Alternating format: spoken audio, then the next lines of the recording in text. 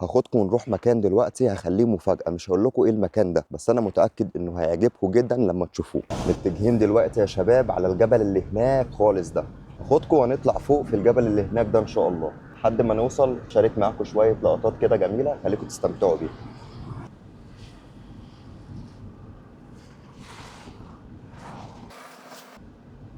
طبعا الجو تلج، كل الطريق بقى حواليا تلج كده.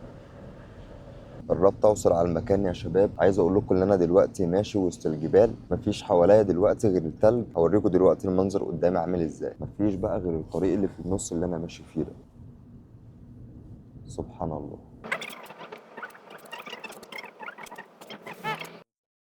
في الطريق اللي طالع لفوق ده والطريق اللي نازل لتحت ده. المشكله ان الطريق ده في منتهى الخطوره لانه نازل لتحت بشكل كبير، والطريق ده عامل طبقه جليديه دلوقتي وبيزحف، ربنا يستر. المشكله ان الطريق دلوقتي علشان احنا طالعين لفوق بدا يبقى تلج وعامل طبقه جليديه كده عليه، بقى صعب جدا المشي فيه، العربيه بتزحلق، وكمان الطريق طالع لفوق فبيخلي فعلا العربيه عماله تيجي يمين وشمال، مخليه السواقه صعبه جدا.